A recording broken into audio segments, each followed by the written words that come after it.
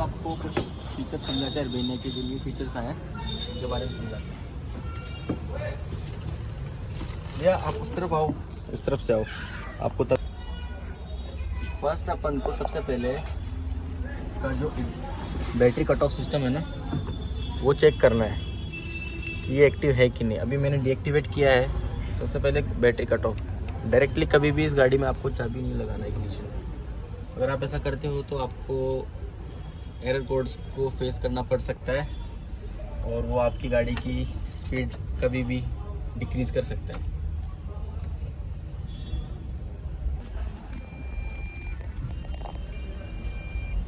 Then crank the engine.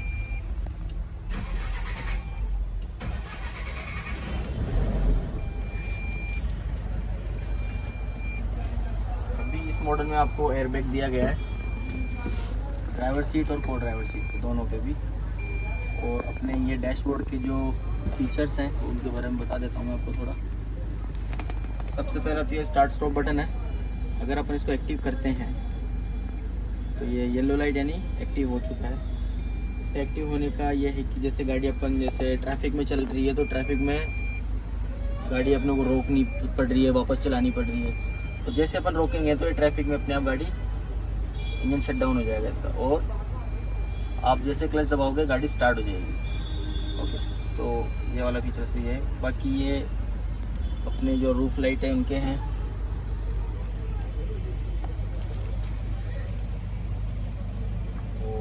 ये अपना dim light है जो रात में पैसेंजर्स को इसकी वजह से परेशानी नहीं होती बस इस लाइट से। और इस बटन इसमें all time hill assist active रहता है। अगर अपनों को ऑफ करना है तो इस बटन को पुश करना पड़ेगा। ये ऑफ का साइन यहाँ पर आपको दिखाई देगा।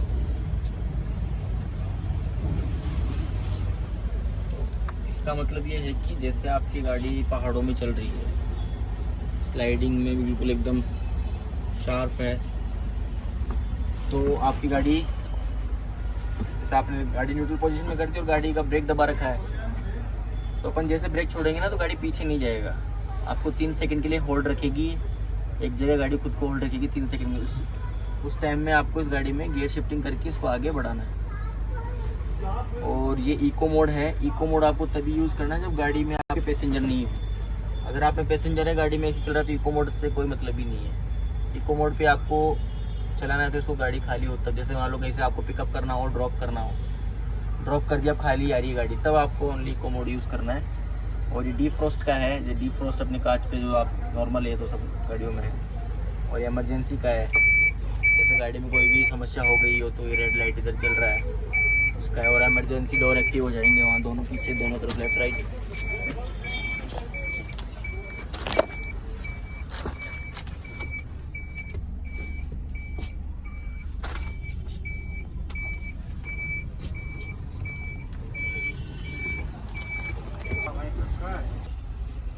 हार्मफुल हो सकती है फॉर इंजन। देखो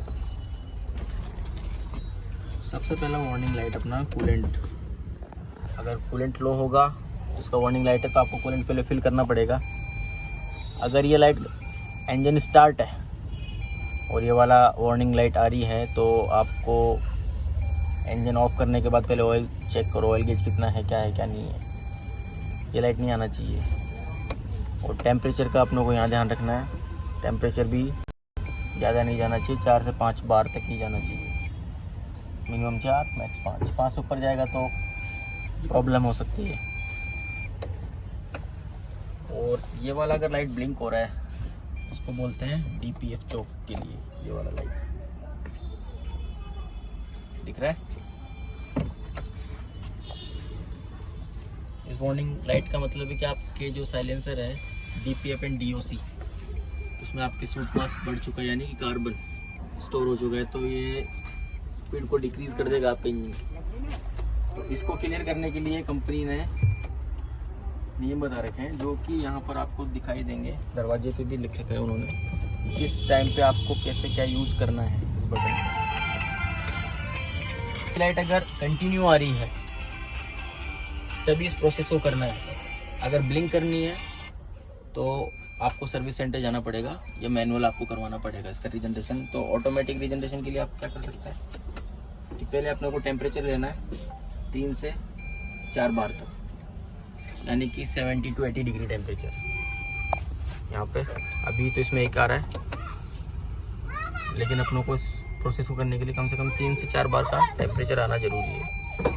उसके बाद आपको एक्सीलेटर पेडल, क्लच और ब्रेक पेडल तीनों पे से पैर हटा लेना है। गाड़ी हैंड ब्रेक पोजीशन पे हो, नीचे चेक करना है कि अपन अच्छी सरफेस पे है कि नहीं, साफ़ सुथरा सरफेस होना चाहिए। अगर आपके नीचे, गाड़ी के नीचे कुछ घास फूस है तो गाड़ी को वहाँ से हटाओ और अच्छी जगह लेके जाओ।